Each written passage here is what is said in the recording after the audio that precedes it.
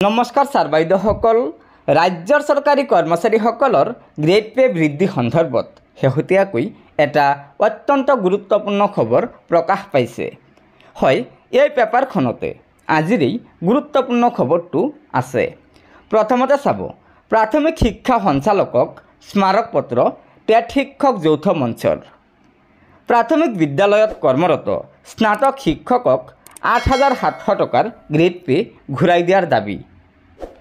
প্ৰাথমিক বিদ্যালয়সমূহত কৰ্মৰত স্নাতক শিক্ষকসকলৰ গ্ৰেড পে ৮,৭০০ টকা প্ৰদানৰ দাবীৰে প্ৰাথমিক শিক্ষা সঞ্চালকক স্মাৰক পত্ৰ প্ৰদান কৰিছে সদৌ অসম টেট শিক্ষক যৌথ মঞ্চই।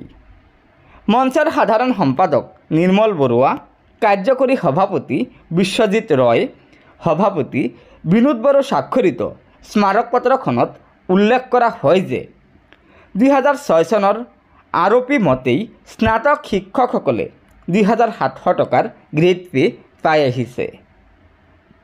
২০১৬ চনত সেই গ্ৰেড পে ৮,৭০০ টকা হয় আৰু প্ৰায় ১৭ মাহ সেই হাৰত গ্ৰেড পে পোৱাৰ পিছত আশ্চৰ্যজনকভাৱে এই প্ৰাপ্য কৰ্তন কৰা হ'ল।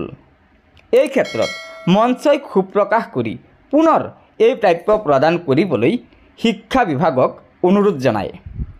স্মাৰক পত্ৰত বিশেষ প্ৰক্ৰিয়াৰে নিযুক্তপ্ৰাপ্ত শিক্ষকসকলৰ গ্ৰেচুইটি আৰু আৰ্জিত ছুটিৰ ধন মোকলাই দিয়া, সৰ্বশিক্ষাত কৰ্মৰত অৱস্থাৰ ১৮ মাহৰ বকেয়া ধন মোকলাই দিয়াৰো দাবী উল্লেখ কৰা হয়।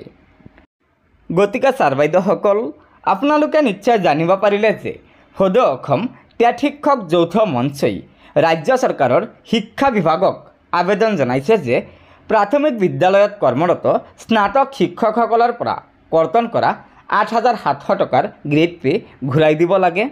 লগতে SRDৰ জৰিয়তে নিযুক্তপ্ৰাপ্ত শিক্ষকসকলৰ গ্ৰেচুইটি আৰু আৰ্জিত ছুটিৰ ধনো মোকলাই দিয়াৰ দাবী জনাইছে।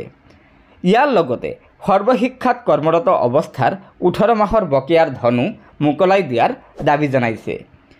আশা কৰা হৈছে যে শিক্ষা বিভাগে এই শিক্ষক কৰ্মচাৰীসকলৰ সমস্যা অতি শীঘ্ৰে সমাধান কৰিবলৈ বাট প্ৰশস্ত কৰিব। গতিকে ছাৰ বাইদেউসকল, লগৰ বন্ধুবৰ্গক এই ভিডিঅ'টো শ্বেয়াৰ কৰি আজিৰ এই গুৰুত্বপূৰ্ণ খবৰটো জনাই দিব আৰু নতুনকৈ অহা ছাৰ বাইদেউসকলে আমাৰ এই চেনেলটো ছাবস্ক্ৰাইব কৰি ল'ব।